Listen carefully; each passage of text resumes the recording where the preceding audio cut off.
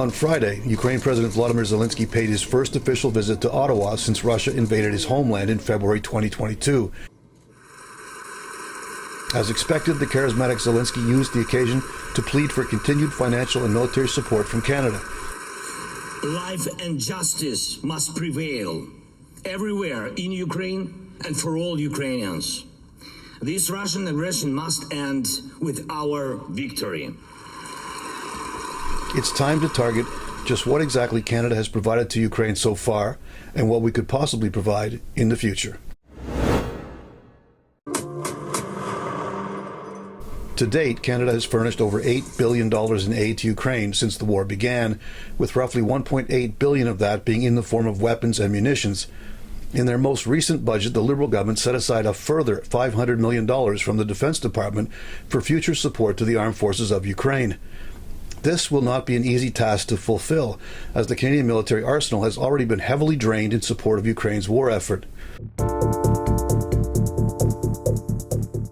To date, Canada has donated 8 Leopard 2A4 tanks, 39 armored combat support vehicles, and 208 Rochelle Senator armored trucks. Of those vehicles, only the Leopard tanks were in service with the Canadian Army. The 39 armored combat support vehicles were yet to be delivered to the Canadian military, and the Rochelle Senators went straight from their Toronto-based manufacturer. In terms of ammunition, Canada has been placing orders with a U.S. defense firm and paying to have 155mm artillery shells sent directly to Ukraine.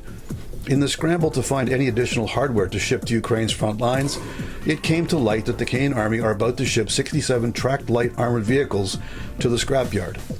Canada currently has a fleet of 140 TLAVs, which, despite the new acronym, are simply modified M113 armored personnel carriers.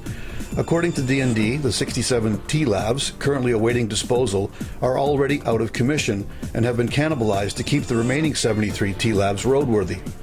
These battlefield taxis first entered service in 1960 and first saw combat in the Vietnam War.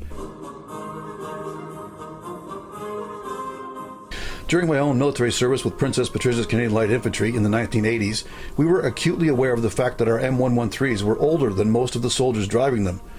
Sure, we could rebuild the engines and slap on some additional armor, but these worn-out old war horses are no longer fit for a modern battlefield. Giving Ukraine scrapyard relics will not help them win the fight. The next step would be for us to get an inventory list from the Canadian War Museum to see which of their armored vehicles are still in running order. This has been On Target. I'm Scott Taylor.